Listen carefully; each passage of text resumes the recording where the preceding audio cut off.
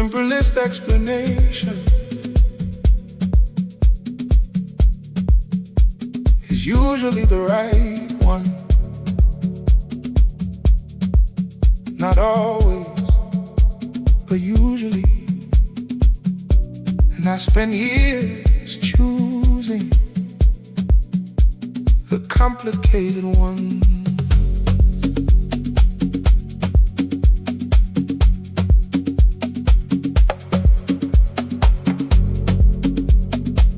I built elaborate stories around things that had simple explanations, layered meaning onto straightforward facts, because the simple version was harder to sit with.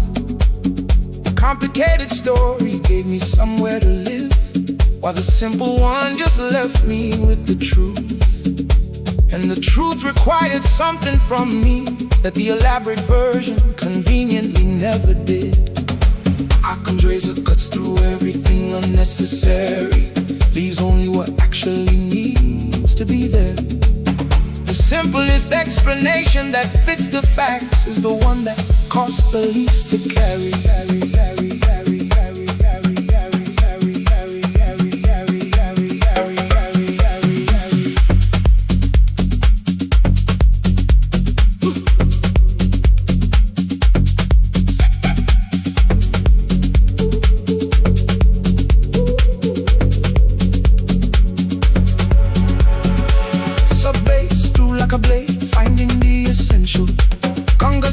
Complexity falling away.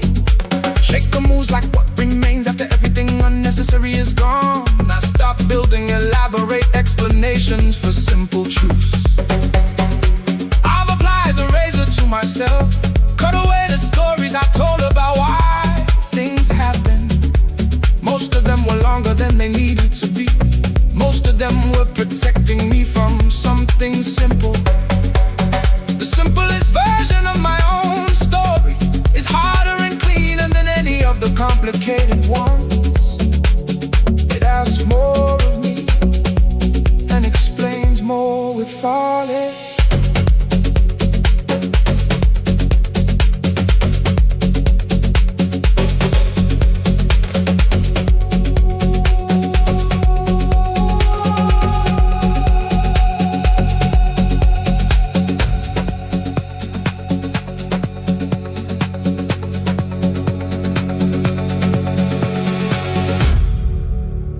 This isn't about reducing everything to nothing. Occam's razor doesn't demand emptiness. It just removes what isn't necessary, until only what actually explains things remain. Occam, cut to what's true. Nothing more than needed. True, nothing more than needed. Occam, cut to what's true. Okay, nothing more than needed. Okay, Occam, cut to what's true. Okay, nothing more than needed. Clear now. Every unnecessary layer removed. Sub-bass deep like truth without ornamentation. Congas drive like simplicity, confirmed as sufficient.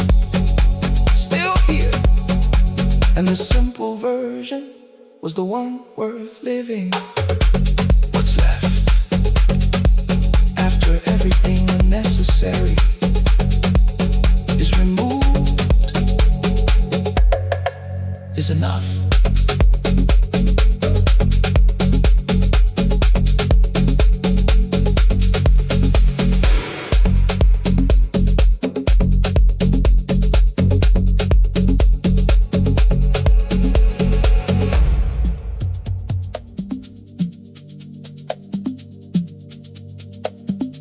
What survived the fire that wasn't meant to survive it? The residue of complete combustion harder than what it came from.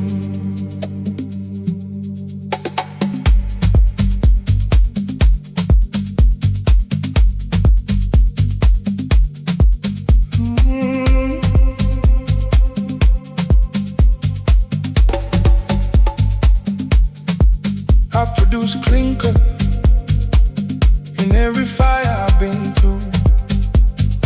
The part of me that didn't burn because it was already beyond burning. Not planned, not chosen, just what the heat revealed was already there. Harder than the material around it, denser, stranger, more permanent. Clinker isn't a failure of the fire, it's evidence the fire was complete. Only a total burn produces what couldn't be reduced further. Sub-bass dense like residue that survived the full burn.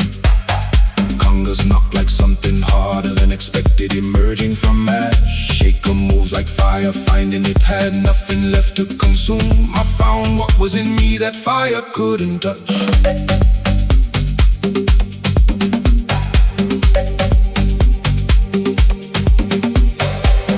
I used to think the residue was waste, something to be cleared away before the next combustion. But the clinker taught me something about what was actually irreducible in me all along. The fires kept finding it, no matter how hot, no matter how complete. The same dense remnant sitting in the ash of everything else that burned.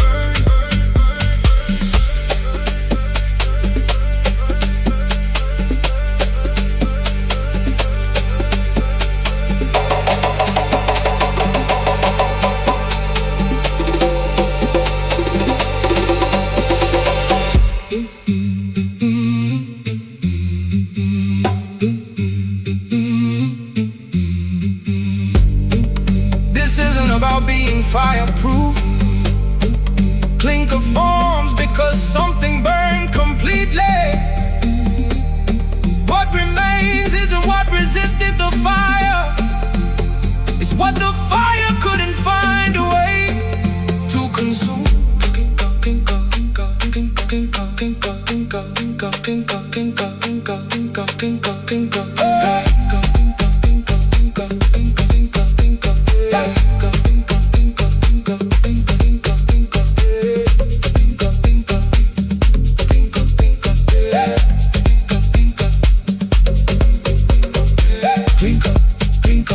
What the fire couldn't reduce, harder than what burned. Clinker, clinker. What remains now is only what was always irreducible. Sub-bass, deep like dense residue that outlasted every fire. Congas drive like substance, confirmed beyond further reduction. Still here.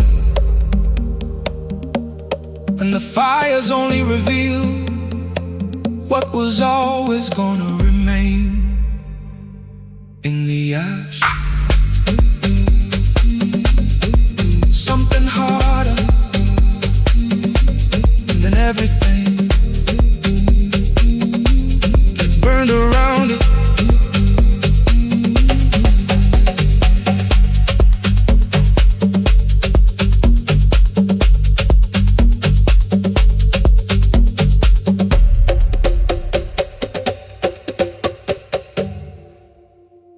The silence between broadcast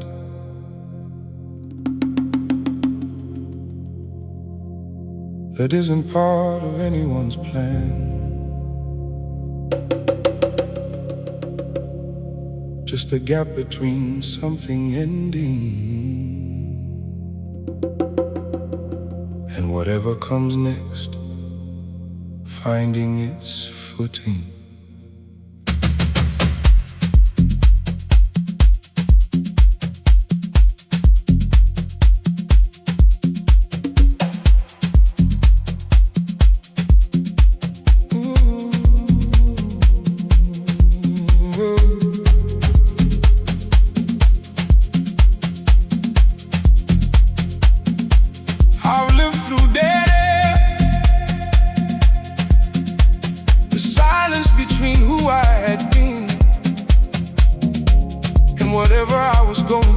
come, not restful, not peaceful, just a gap. Nobody tunes in for dead air. It's the thing you tried to fill or survive, but the silence between transmissions isn't empty. It's the medium between two signals. Dead air isn't failure to broadcast.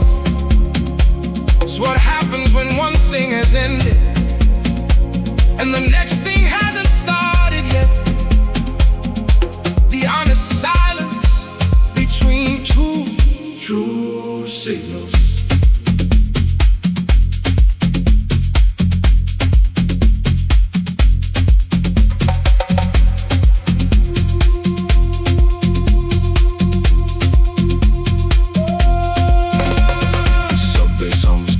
Silence like carry a wave.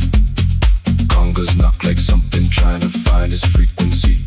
Shaker moves like static resolving toward a signal. I broadcast nothing for a season, and it was exactly right. I stopped trying to fill the dead air immediately. The pressure to broadcast continuously was the thing that had been producing static, not signal, just noise. Shaped like something worth hearing. Some of the best things I've ever transmitted started with longer dead air than felt comfortable. The signal that came after the silence was cleaner for not having been rushed into existence.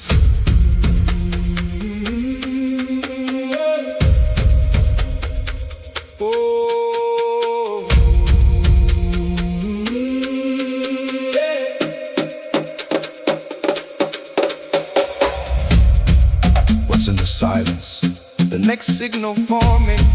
Should you feel it? Not yet, not yet. How long does it last? Until something true is ready.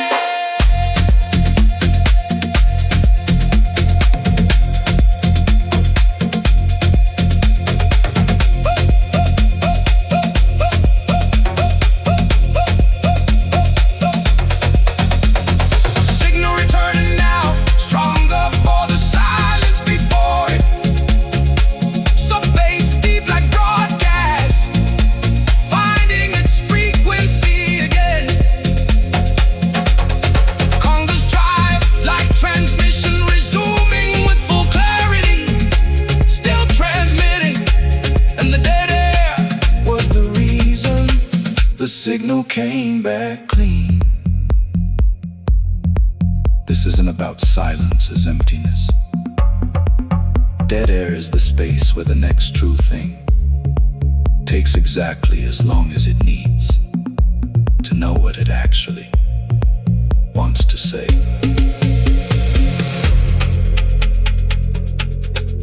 Between the signals, just the carry away, holding the frequency open until something worth saying is ready.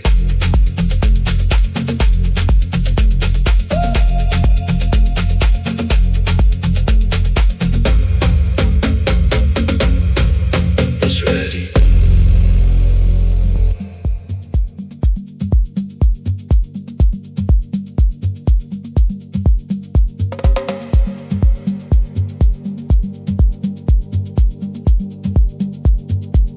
What survives the fire?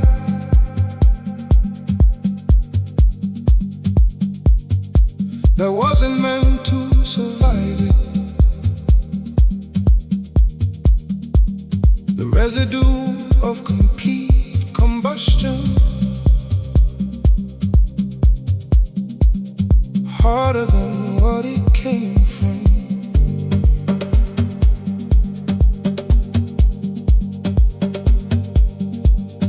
I've produced clinker in every fire I've been through. The part of me that didn't burn, because it was already beyond burning. Not planned, not chosen, just what the heat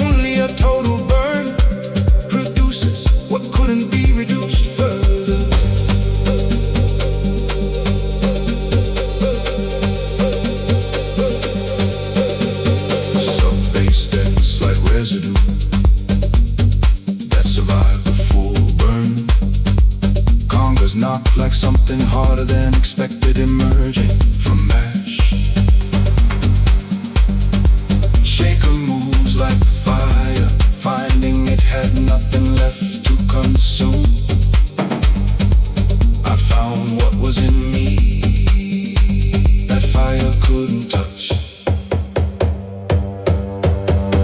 I used to think the residue was waste, something to be cleared away before the next combustion. But the clinker taught me something about what was actually irreducible in me. All along, the fires kept finding it, no matter how hot, no matter how complete. The same dense remnant sitting in the ash of everything else that burned.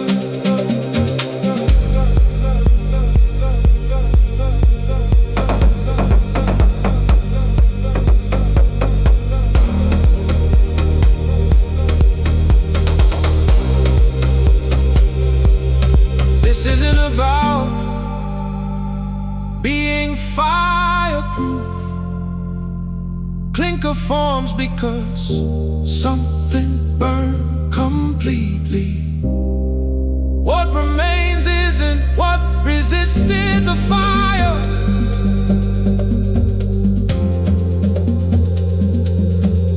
It's what the fire couldn't find a way to consume. Clinker, clinker, what the fire couldn't reduce. Clinker, clinker, harder than what burned. Clinker, clinker, what the fire couldn't reduce. Clinker, clinker, harder than what burned. Clinker, clinker, what remains now is only what was always irreducible. Sub-bass, deep like this. Only what was always irreducible. Sub-bass, deep like some confirmed beyond further reduction. Still here, and the fires only reveal what was always going to remain in the ash.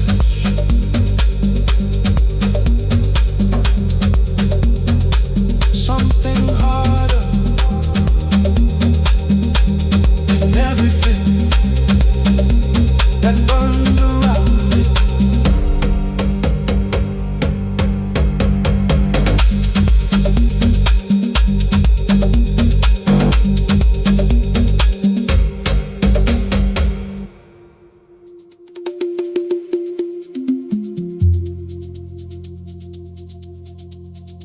The distance between 2 points,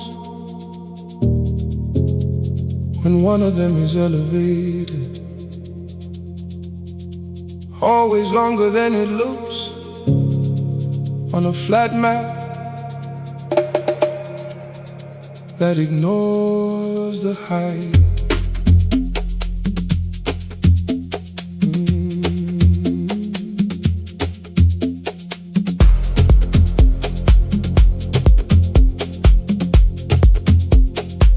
I've measured wrong before, using flat map distance for slant range problems, wondering why the arrival took longer than the plan said it should. The elevation was real, the extra distance it created was real, but the map I was using had been drawn as if the ground were level. Slant range includes the vertical component that flat distance ignores entirely. The actual path between 2 points is always longer when one of them is higher.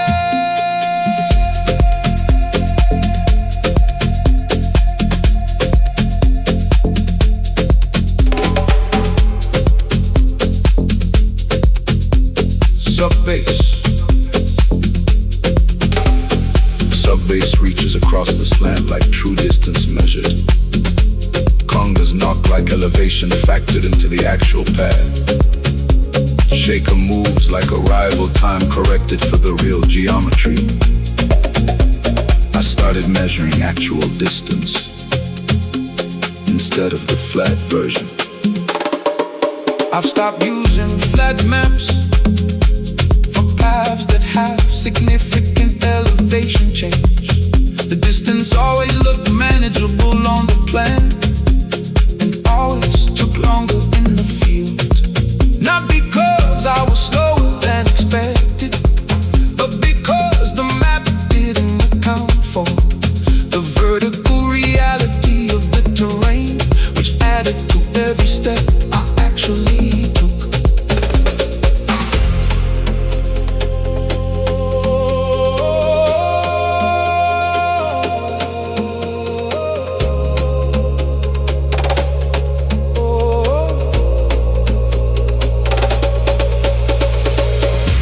isn't about terrain being the enemy.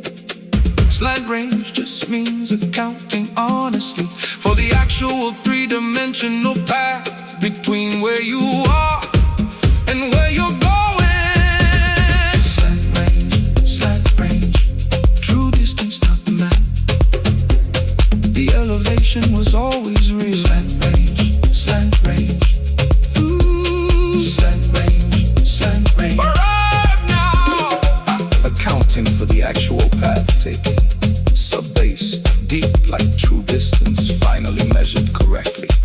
Congas drive like a rival, matching the honest geometry, still measuring. And the slant range was never the problem, just the truth of the path. Oh, longer than the map said, but exactly right for the actual terrain between here and where I was going.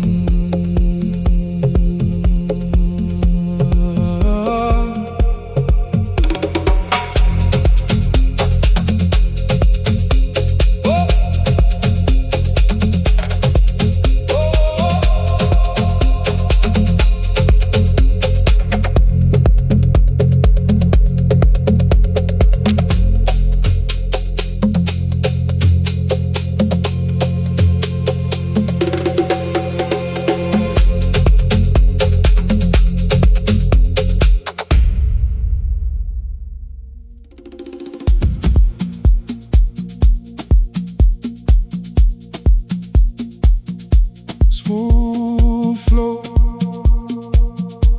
no turbulence. Every layer of fluid, moving parallel to the ones beside it. Nothing crossing, nothing mixing, everything in its lane.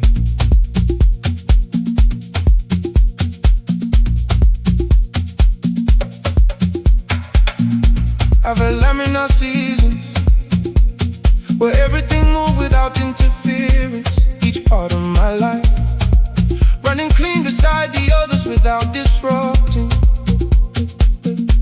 Not boring, not stagnant, just ordered in a way that let each thing move at full speed. No energy lost, the friction between layers, just clean forward motion across the whole width. Breaks down past a certain speed or past a certain obstacle. The trick is knowing which conditions preserve it and which ones make turbulence inevitable. So bass moves clean like fluid in laminar flow. Congas knock like layers running parallel without crossing. Shake a move like smooth forward motion with nothing lost, the friction. I found the conditions that let everything move at once without interference. I've also had the turbulent seasons when the laminar broke down entirely, and every layer was mixing into every other, losing speed, losing direction, losing the clean lines. Both have their place. Turbulence mixes what needs mixing. Laminar carries what needs to arrive intact. I've learned to read which one the situation actually calls for.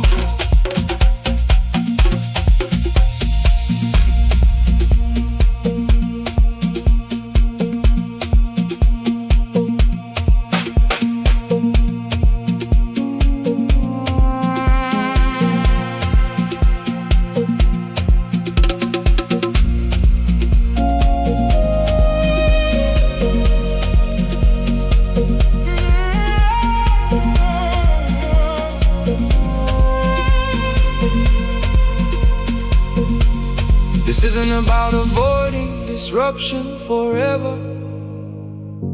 Laminar flow is for the stretches where clean forward motion is exactly what the moment requires. Laminar,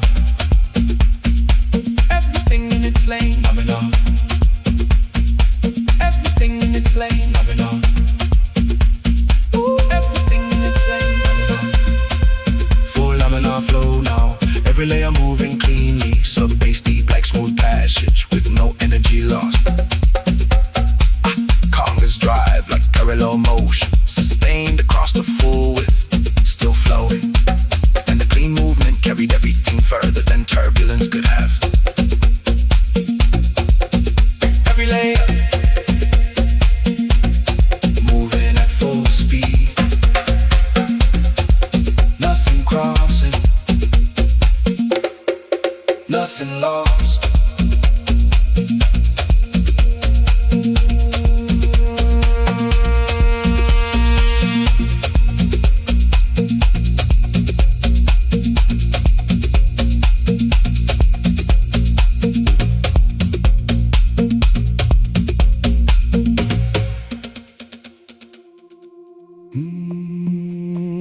Everything moving through it pays a price for the shape it chose. Some shapes cost more than others, and the bill comes due at speed.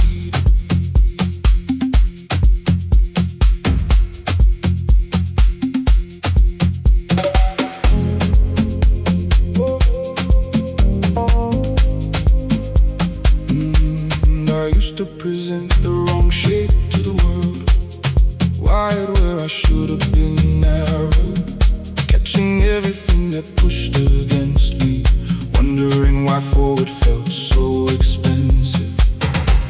Every unnecessary surface added drag I couldn't afford, not the resistance that builds strength, just the kind that bleeds momentum. Drag coefficient is just math. How much your shape costs you at speed. What works standing still falls apart the moment you try to actually move. Sub-bass. Sub-bass through like something finely streamlined. Congas knock like resistance, dropping off the shape. Shaker moves like air, finding the line of least friction. I learned the shape that moves through everything cleanest.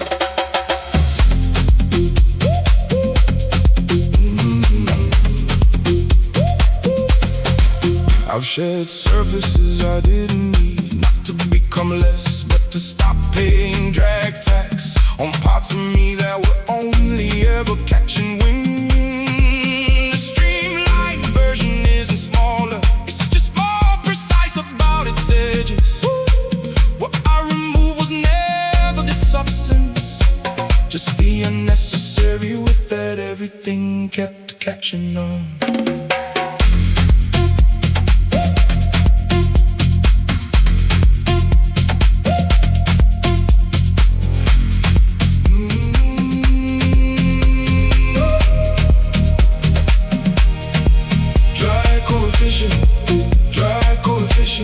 Shape that moves clean, nothing catching. Dry coefficient, dry coefficient. But this isn't about shrinking. A lower drag coefficient means the same substance moving to the world with less bleeding.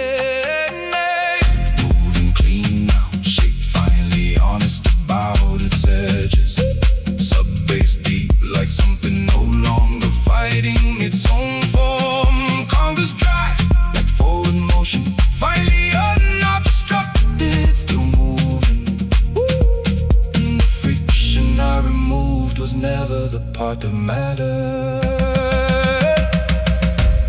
Clean through the air, nothing catching. The shape I was always meant to be.